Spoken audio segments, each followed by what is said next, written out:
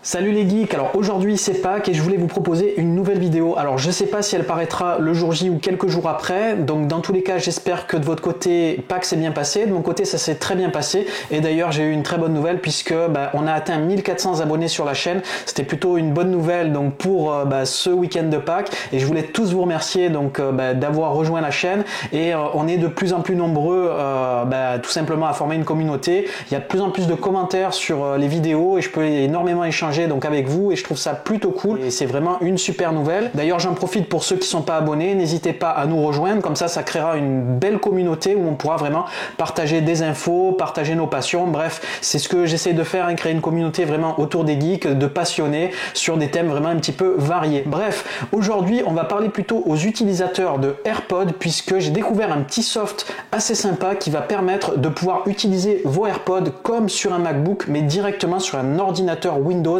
Et ça je trouve que c'est super pratique, donc vous allez pouvoir retrouver les animations identiques que ce qu'on trouve sur macOS directement sur Windows et ça c'est grâce à un développeur tiers qui a tout simplement développé un petit programme qui n'est pas du tout officiel, c'est quelque chose qui a été fait de manière un petit peu maison et qui permet donc de reproduire un petit peu le fonctionnement des AirPods, puisque pour ceux qui ont les AirPods et qui ont donc un ordinateur Windows, on peut les connecter indirectement via le Bluetooth mais on n'a pas toutes les animations en fait qui vont avec le pourcentage de batterie, avec le petit pop-up qui va bien. Bref, c'est plutôt cool, je trouve, de pouvoir faire ça également sur Windows pour avoir une synergie un petit peu meilleure avec les appareils Apple. Alors, je sais d'ailleurs qu'il y a pas mal d'utilisateurs qui ont par exemple des iPhones avec des AirPods, mais qui sont pas du tout macOS, qui aiment pas du tout ce type de système, qui préfèrent rester sur Windows. Donc, ça sera quand même très pratique de pouvoir utiliser ce petit soft dans ce contexte-là. Alors, moi, je vais vous montrer ça directement sur ma Surface Pro, qui est un appareil un petit peu mobile, donc ça va bien un petit peu avec les AirPods. Alors petite précision quand même avant de commencer, comme je vous le répète, donc c'est un développeur tiers qui a fait cette application, donc c'est quelque chose qui n'est pas supporté officiellement par Apple, donc il est possible qu'il y ait des bugs, des anomalies ou autres. Moi de mon côté j'en ai pas eu, mais il n'est pas impossible que vous en ayez, donc n'hésitez pas à les faire remonter, ça pourra de toute façon faire améliorer le projet, un petit peu comme ce que fait tout simplement les éditeurs, il y a des versions bêta, des versions alpha qui permet effectivement de rassembler l'intégralité des bugs en fait qu'il peut y avoir sur des programmes et on pourra tout simplement les faire remonter. Donc si vous jouez le jeu, ça pourrait effectivement améliorer pour l'ensemble, pour nous-mêmes, le programme tout simplement et améliorer ça. Je trouve ça un petit peu bête que Apple n'ait pas proposé tout simplement un driver, un pilote pour faire ça directement sur Windows. Je trouve ça un petit peu dommage puisque après tout, j'ai quand même acheté mes AirPods Apple, ils sont de marque Apple, donc je vois pas pourquoi on me priverait d'utiliser ça sur un autre écosystème.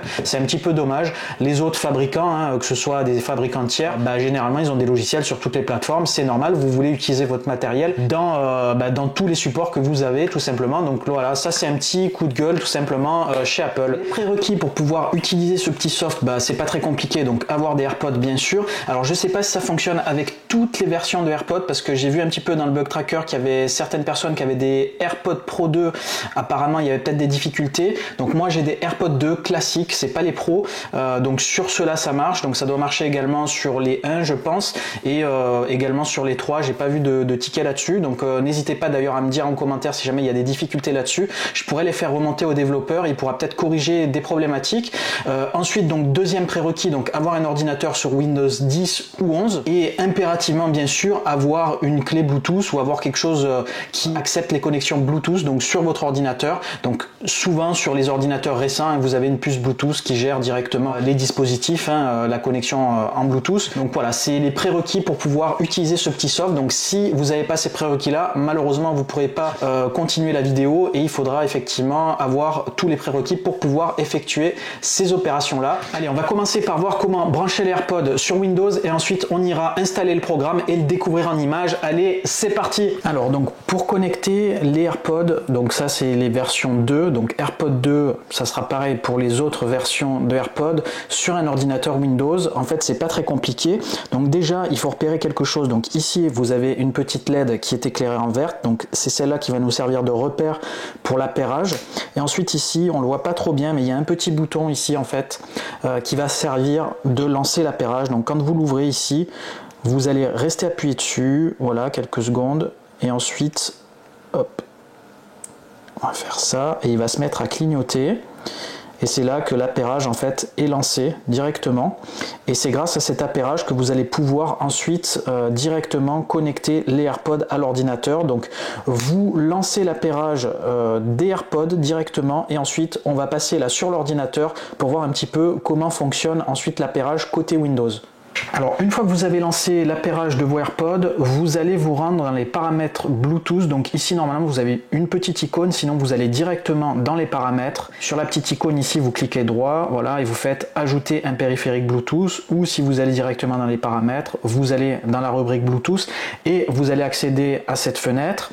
Donc ensuite vous allez sur cet onglet là, et ici donc vous allez faire ajouter un appareil. Ici on va sélectionner Bluetooth. Et donc on va laisser chercher directement donc votre ordinateur pour qu'il détecte les AirPods, et ici hop on peut trouver donc les AirPods disponibles. On va faire ça, on va les appairer, et voilà, donc là ils sont appairés directement donc sur l'ordinateur. Donc ça c'est ce que vous saviez faire certainement quand vous utilisiez votre ordinateur et les AirPods, et ensuite on va aller rajouter donc le petit soft supplémentaire pour pouvoir avoir un meilleur support donc des AirPods. Voilà, donc là on se trouve sur la page du projet du petit soft qui a été développé donc par Sprite-ovo. Donc c'est son dépôt GitHub. Donc comme je vous l'ai dit, un GitHub c'est un dépôt où on peut mettre du code source directement et on peut le partager à d'autres personnes tout simplement. Et là on peut voir effectivement la liste des contributeurs. Il y a d'autres développeurs qui ont contribué en fait au projet et à l'améliorer.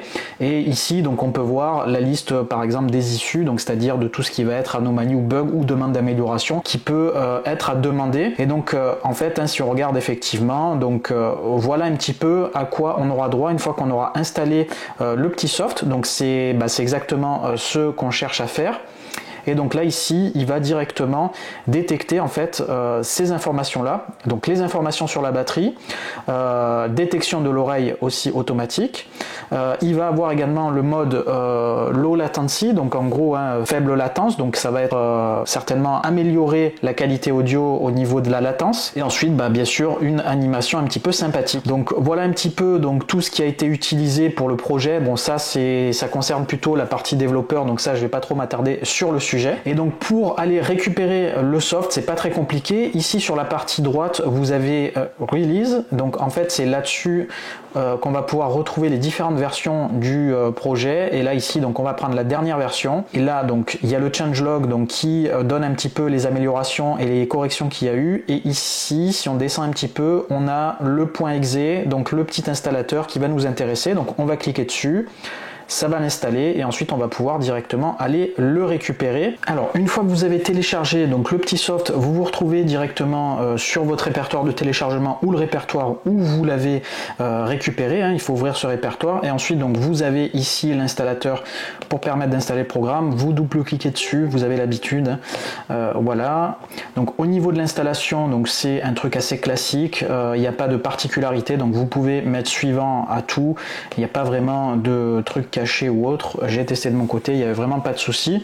Donc là vous le laissez s'installer, ensuite il va vous placer donc une icône sur le bureau et il va vous proposer de le lancer directement. Donc on va le faire, et sur le premier démarrage il va vous poser normalement quelques questions.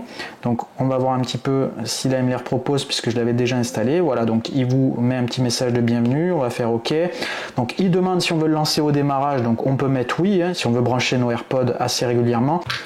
Alors ensuite il vous propose d'activer ou non le mode low latency. Donc en gros ça va résoudre certainement peut-être certains problèmes de lecture. Par contre ça risque d'augmenter tout simplement la consommation de la batterie. Donc à vous de voir ce que vous préférez d'activer. Moi je vais activer ce mode là, et ensuite c'est tout. Voilà, c'est installé. Donc là en gros le programme ensuite se trouvera ici au niveau des différentes icônes que vous pouvez retrouver assez facilement. Donc vous pourrez directement y accéder là-dessus. Donc on va regarder un petit peu les paramètres pour voir un petit peu ce qu'on peut faire. Donc là ici on peut activer ou désactiver le démarrage automatique. Là ici on peut changer la langue, mais il n'y a pas le français donc on s'en fout. Ici ensuite il y a le répertoire log, donc pour permettre d'un petit peu débugger pour ceux qui bidouillent un petit peu. Donc là ici on peut choisir en gros le range de détection au niveau des AirPods. Donc ça permet en gros de déclencher directement la détection des AirPods quand ils sont plus ou moins éloignés. Donc ça je trouve ça plutôt cool de pouvoir activer ça. Alors au niveau visuel il peut choisir d'afficher ou non la batterie quand uniquement il y a la batterie faible ou tout le temps. Donc ça c'est à voir, pareil, ça peut être intéressant par exemple de mettre Always, on va voir un petit peu ce que ça donne. Au niveau features, donc on peut directement activer ou désactiver le mode low latency et la détection d'oreilles automatique, donc certainement quand on désactive les oreilles, quand on enlève un écouteur par exemple. Et ensuite donc il y a la version du projet. Donc voilà un petit peu pour les options, et donc ensuite on va rentrer donc dans le vif du sujet. Il nous suffit donc d'ouvrir nos AirPods. Donc là ici on va faire Bind to AirPod, on va voir s'il me les détecte, et voilà, donc on a le droit à une animation un petit peu sympa. Tout simplement, donc là au niveau du récepteur je vois qu'il ne met pas la batterie, l'usage de la batterie. Par contre quand je prends et que je les remets dedans, là on peut voir la batterie qui est utilisée par le récepteur. Donc visiblement quand je les enlève, ça se désactive directement. Voilà. Donc voilà un petit peu pour ce petit soft. Et vous voyez ici, donc on a le pourcentage de batterie directement, et on peut voir si on passe la souris directement en fait la batterie qui est disponible. Voilà, donc on a exactement les mêmes animations que sur un iMac, et je trouve ça plutôt super pratique, et ça se met automatiquement, donc ça c'est super bien. Voilà, donc je les remets, hop, ça se désactive. Donc là, une fois que je les ai enlevés, donc là ici maintenant ils sont déconnectés, et donc si je rouvre, hop, je les remets, voilà, et donc là le temps que ça s'active, et voilà, donc là ils sont disponibles. Voilà, tout simplement. Voilà, j'espère que cette petite astuce vous a plu. En tout cas, pour ma part, je trouve ça super pratique, puisque même si j'ai un Mac chez moi, je l'utilise pas souvent, j'utilise plutôt Windows ou Linux, et je trouve ça vraiment pratique de pouvoir avoir la même, je dirais, ergonomie que sur macOS, puisque je suis souvent parfois avec des discussions ou autres sur Discord et autres, et c'est vrai que j'ai pas forcément de casque qualitatif pour pouvoir discuter, d'autant plus que les AirPods c'est vraiment assez petit, assez pratique à utiliser au quotidien, plutôt que de se manger un gros casque de gamer comme ça quand on est tout simplement en discussion. Bref, voilà, moi je trouve ça super pratique. Alors n'hésitez pas à réagir en commentaire sur ce petit soft, si c'est quelque chose qui vous plaît ou pas. Si vous avez une difficulté, un bug ou une anomalie, bref, s'il y a quelque chose qui fonctionne pas correctement, n'hésitez pas à le poster en commentaire. J'essaierai de le faire remonter au développeur pour qu'il puisse corriger ou améliorer directement son soft. Alors je créerai tout simplement une issue dans son GitHub pour lui permettre de corriger éventuellement le problème si celui-ci n'a pas déjà été mentionné par d'autres utilisateurs. D'ailleurs, vu que c'est un projet open source, il n'est pas impossible que ce soit d'autres développeurs qui viennent intervenir pour améliorer des choses ou corriger différents bugs qu'il pourrait y avoir sur ce petit soft. D'ailleurs, j'aimerais également avoir votre avis sur ce petit soft, savoir si vous l'avez trouvé pratique ou pas, c'est quelque chose qui vous intéresse ou pas du tout. Je serais intéressant de savoir un petit peu vos remarques sur ce petit programme.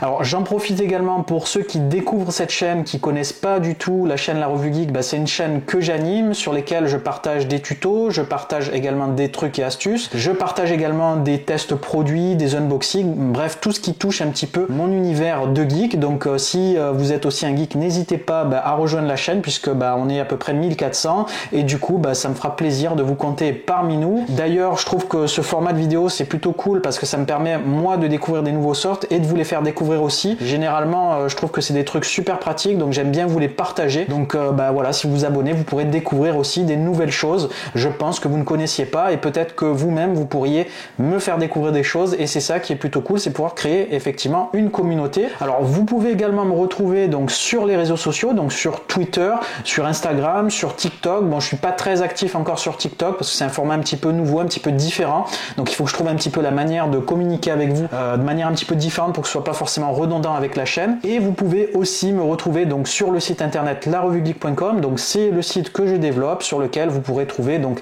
des trucs et astuces écrits, vous pourrez retrouver des actualités sur tout un tas de choses, que ce soit l'informatique, le cinéma, le téléphone, etc. Bref, tous les trucs un petit peu de geek. Il y a également un forum sur lequel vous pouvez vous inscrire et poster des messages si jamais vous voulez partager des choses pour communiquer différemment avec moi et avec la communauté. Bref, voilà, il y a plein de supports sur lesquels on peut se retrouver. Donc moi, écoutez, j'ai d'autres vidéos encore à travailler, donc moi je vous dis à très bientôt, et à ciao les geeks.